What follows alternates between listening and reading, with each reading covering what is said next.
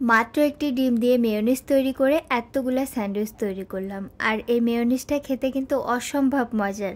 আর একটি ডিম দিয়ে কিভাবে তৈরি করলাম সেটাই আজকে শেয়ার করব।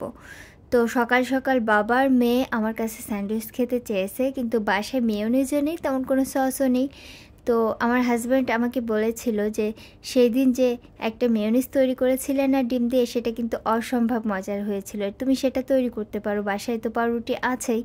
তো চলে গেলাম সেটা তৈরি করতে।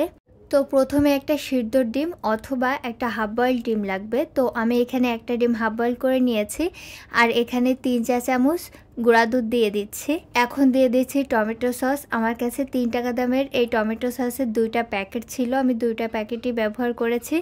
আর এই মেয়োনিজে কিন্তু অবশ্যই এই সসটা ব্যবহার করতে হবে। এখন এগুলো ব্লেন্ডার করে নেব, আর ব্লেন্ডার করার পরে আমার মনে হলো এখানে একটু পানি ব্যবহার করতে হবে।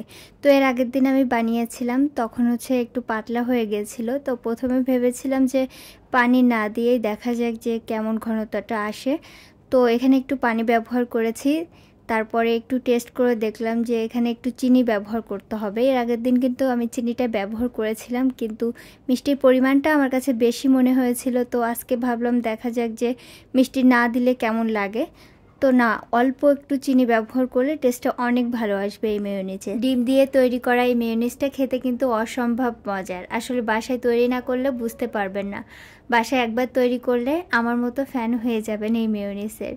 তো এখানে আয়রার আব্বু শশা কেটে দিচ্ছিল। ও আবার কাটাকাটি করতে খুবই পছন্দ করে, তো বলল দাও আমি শশাগুলো কেটে দিই। তো খুব সুন্দরভাবে সেই শশাগুলো কেটে দিচ্ছিল, আর আমি এখানে একটু ভিডিও নিচ্ছিলাম। আর আয়রা একটু পরপর এসে ওর বাবাকে জ্বালাচ্ছে, একটু পরপর এসেই শশা চাচ্ছে। তো বাবা ছাড়া ও কিন্তু একটুও থাকতে পারে না। তো আয়রার বাবা শশাগুলো খুব সুন্দরভাবে কেটে নিয়েছে, এখন রুটিগুলো নিচ্ছে যে সাইডগুলো কাটবে। তো আমি তাকে বলছিলাম যে আমরা তো বাসায় খাবো, রুটির সাইডগুলো কাটার দরকার নাই। তো সে আমাকে বলল যে প্রেজেন্টেশন সুন্দর হলে খেতেও ভালো লাগে, বাসায় খাচ্ছে তাই কি, প্রেজেন্টেশনটা সুন্দর করলে এটা খেতেও মজা লাগে। আসলেই তার কথাটা ঠিক, তাই না? আর একজন পুরুষ মানুষ হিসেবে আয়রার আব্বু যে কোনো কাজ গুছিয়ে করার চেষ্টা করে, এটা আমার খুবই ভালো লাগে। তার যদি আমি একটা কাজ দিই, সে গুছিয়ে কাজ করার চেষ্টা করে। তো এরপর রুটিতে মেয়োনিজ মাখিয়ে নিচ্ছিল, তারপরে এখানে প্রচুর শসা দিয়েছে। তো সে এখানে বলছিল যে দোকানে হলে তোমাকে কিন্তু এতটা শসা দিত না। এরপর স্যান্ডউইচের মতো করতে হবে, এর জন্য রুটিটা মাঝখান থেকে কেটে দিল। তারপর একে একে আমরা কিন্তু অনেকগুলো স্যান্ডউইচ তৈরি করে ফেললাম। আর এই মেয়োনিজটা খেতে এতটাই মজার, একটা ডিম দিয়ে যে এত মজা করে বাসায় এভাবে ঝটপট মেয়োনিজ তৈরি করা যায়, আসলে এটা আমার জানা ছিল না।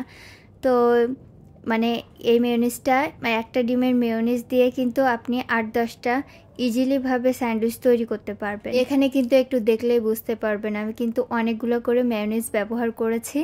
আর এখানে উপরে যে রুটিটা দিতে হবে সেখানেও কিন্তু আমরা মেয়োনিজটা ব্যবহার করেছি। এই তো সবগুলো স্যান্ডউইচ সাইজ মতো কেটে নিয়ে উপরে একটু আমি সস ব্যবহার করেছি। আমার কাছে যেহেতু সসটা বেশি ছিল না, আমি সবগুলোতে ব্যবহার করতে পারিনি। সসটা দিলে খেতে বেশি মজা লাগছে। স্যান্ডউইচটা রেডি করে আয়রাকে প্রথমে খেতে দিলাম, কিন্তু তার বাবাকে না দিয়ে সে খাবে না। প্রথম থেকেই বলছে বাবা খাও খাও, তার কথা শুনলেই হাসি পায়।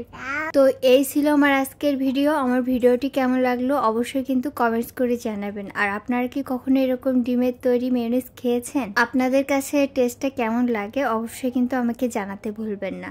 তো আজকের মতো এখানেই বিদায় নিচ্ছি। আল্লাহ হাফেজ।